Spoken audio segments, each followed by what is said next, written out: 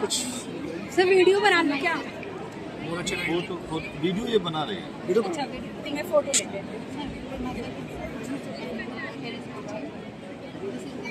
बड़ी उर्दू में शाद प्रवीण। ये आपने मॉडल का नाम लिखा है विजन ऑफ अमृतकाल। सर इस साल का जो यूनियन बजट 2023 था उसमें एक टर्म यूज़ किया गया है अमृतकाल। तो अमृतकाल का मतलब है जब भारत का 100 साल कंप्लीट हो जाएगा, तो जिसमें से 75 साल जो भारत का आज़ादी काल था 75 साल कंप्लीट हो गया, बचे हैं 25 साल। तो इस बार भारत सरकार ने ये निर्णय किया है कि इस बार जो विकास होगा वो शहरों से लेकर गाँव तक होगा। एक्चुअली जब विकास की बात आती है ना तो शहरों में वो भर भर के पता चलता है, लेकिन वो गांव में नहीं दिखता। तो हमारे ये मॉडल का ये विज़न है कि हम लोग ना ग्रामीण क्षेत्र को विकास करें। तो ग्रामीण क्षेत्र की जब बात आती है तो ग्रामीण क्षेत्र में रहते हैं किसान, महिला और युवा, जिसमें से किसान के आय का मुख्य स्रोत होता है एक किसानी और दूसरा पशुपालन। तो सर जो भारत के किसान है ना वो ज़्यादातर परंपरागत कृषि करते हैं, जैसे कि गेहूं की फसल हो गया, चावल, मक्का, बाजरा, ये सब। तो इन सब फसलों को रेडी होने में टाइम लगता है, और जब तक रेडी होता है ना और फसलें ये जो होती है वो सारी कृषि संभावनाओं पर निर्भर है। अगर फसल मौसम अच्छा रहा तो फसल अच्छी होगी, अगर नहीं रहा तो अच्छी नहीं होगी। और कभी कभी जब फसलें अधिक अच्छी हो जाती हैं तो वो मार्केट रेट डाउन हो जाती है, और जब फसलें अगर खराब होंगी तो वो किसान पे भार बन जाता है कि उनको रेट चुकाना होता है, उनको अपने आय की जीविका का साधन खोजना पड़ता है। तो हमारे पास ये है कि अगर भारत के जो किसान हैं उनको परंपरागत कृषि उनके लिए ठीक है जो बड़े स्तर पर कर रहे हैं, जो छोटे स्तर पर कर रहे हैं उनके लिए ऐसे फसलों का चयन किया जाए जो कि कम लागत हो और हिमांशु जी हमारे टीम है फैकल्टी आपके साथ रहेंगे, आप के साथ, मैं सबके साथ थोड़ा। और जैसे महात्मा गांधी जी ने कहा था कि जो भारत का विकास है वो गांव में बसता है, या यूँ कहें कि भारत की आत्मा गांव में बसती है। क्योंकि सर भारत किसान प्रधान देश है, कृषि प्रधान देश है और गांव प्रधान देश है। गांव में शहरों से ज़्यादा गांव है।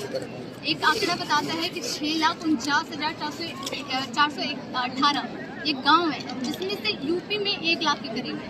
तो अगर गांव को भी विकसित या विकास नहीं किया गया तो शहरों में विकास हो के भी क्या दिखेगा?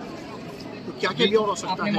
आवश्यकता है कि सर कृषि में जो परंपरागत कृषि होती है वो तो बड़े स्तर पे ठीक है, जो कम जिनके पास जमीनें जगह है वो इन सब फसलों का उत्पादन कर सकते हैं। एलोवेरा तो एलोवेरा में ज़्यादा कम लागत लगता है और ये अच्छी फसल होती है। लेमन ग्रास है, लेमन ग्रास का यूज टी के लिए होता है।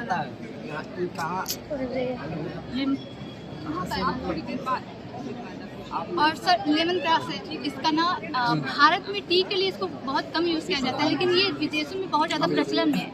और ये ना औषधि भी इससे बनती है। और सर हम लोग बांस का दिखाएं, इस साल जो भारत सरकार है वो बांस के लिए भी किसानों को रेट देने के लिए तैयार है, क्योंकि बांस से बहुत सारे प्रोडक्ट बनते हैं, उससे औषधि बनती है, उससे प्रोडक्ट मतलब जो हैंडमेड चीज़ें होती हैं वो प्लास्टिक को रिड्यूस कर सकते हैं। सर केले का मतलब हमारे नज़रिए से केले सर केले का चयन मैंने इसलिए किया है हाँ, क्योंकि जो कुछ देश हैं एशिया में कुछ देश हैं जहाँ पे केले का उत्पादन नहीं होता, वहाँ पे केले बहुत महंगे मिलते हैं। तो हम लोग यहाँ पे अपने भारत में उसका उत्पादन कर सकते हैं, एक्सपोर्ट कर सकते हैं। और उसका एक साइंटिफिक रीजन भी। हाँ आप अक्सर करके जिनके घरों में पूजा पाठ होता है तो वहाँ पेड़ों के पौधों की जरूरत होती है, उसका अपना एक साइंटिफिक रीजन है। हमारे यहाँ एनवायरनमेंट इसलिए इम्पोर्टेंट है क्योंकि हम अपने पेड़ों की भी पूजा करते हैं, ठीक है। जैसे हम आपके देश को एक पैमाने पे नापते हैं कि आप किस लेवल पे पहुँचे, और भारत दुनिया का पाँचवा इकोनॉमिक ग्रोथ है। मतलब अपनी इस मॉडल से दिखाना चाह रहे हैं कि ये सुविधाएं जो है गांव में दी जाए, गांव की जो स्थिति है और बेहतर हो सके। हाँ, और सर ये तो कृषि तो हो गया, और बीच में महिलाओं का आता है। इस साल ना बजट में एक आया है कि हस्तकला को प्रमोट किया जाए, 1 डिस्ट्रिक्ट 1 प्रोडक्ट। तो जो महिलाएं होती हैं आपके क्षेत्र में किस प्रोडक्ट की ज़्यादा संभावना है? आप जिस क्षेत्र से बिलोंग हम जिस क्षेत्र में सर उसमें ना वो जो हैंडमेड ज्वेलरी है, हैंडमेड बास्केट है, हैंडमेड पर्स है, ये सारी चीज़ें। अगर इसको अच्छे ढंग से किया जाए तो ये महिलाओं के लिए भी एक अच्छा आइडिया है। सर थर्ड वाले में दिखाया हम लोग युवा। सर इसके लिए मैं एक बात बोलना चाहूँगी। अच्छा, इसमें कुछ ऐसा भी कुछ छूट गया है, कुछ और भी लग रहा है कि कहीं कुछ मिसिंग है, उसको भी और कर सकते हैं जिससे थोड़ा सा और ही होगा। अच्छा लग रहा है? सर ये एक्चुअली इतना सफिशिएंट है, आप इतना मतलब कुछ छूटा नहीं है क्यों? बहुत पूरी टीम का अपना सफिशिएंट, हाँ जिनके मतलब लिए इतनी चीज़ें रहें तो एक गांव जो है एक मतलब शहर को भी टक्कर देगा, तो सबकी इनकम जो है बढ़िया, सब कुछ। अगर अगर अगर ये किसान सारी सुविधाएं रहें तो हाँ। इस तरह से प्लांटेशन रहें, इस तरीके से सारी चीज़ें व्यवस्थित रहें, बढ़िया। अगर युवा को एजुकेशन के साथ स्किल भी दिया जाएगा तो वो आगे चल के कृषि में जबकि हमारा देश ना बहुत सारी चीज़ों में वो यूनिकॉर्न बन चुका है, लेकिन वो कृषि में एग्रीटेक यूनिकॉर्न नहीं बन पाया। और जबकि भारत कृषि प्रधान देश है, उसको कृषि को लेके कृषि जड़ है उसको लेके आगे बढ़ना चाहिए। सर आप लोगों ने तीन लोग मिल कर हाँ सर कितना दिन बनाए लगा? 4 दिन की मेहनत है। नहीं सर ये लास्ट के जो 4 दिन है ना वो ज़्यादा लग जाता है बीच में। किसके गाइड में? सर ये फैकल्टी में बढ़िया, बहुत अच्छा। अगर इतनी समझ है, इतना सब कुछ हो रहा है तो आगे वाला भविष्य बहुत अच्छा है। सर एक लाइन बोले अरे बिल्कुल, कि गांव में ना कच्ची सड़कें उतनी दिक्कत नहीं है जितनी कच्ची सोच है। लोग नई चीज़ों का बनाने से बहुत ज़्यादा कतराते हैं, बहुत बढ़िया। और ये चीज़ के लिए एक्चुअली भारत सरकार पहले से भी करती आ रही है, और हम चाहते हैं कि इस बार और जोर दिया जाए।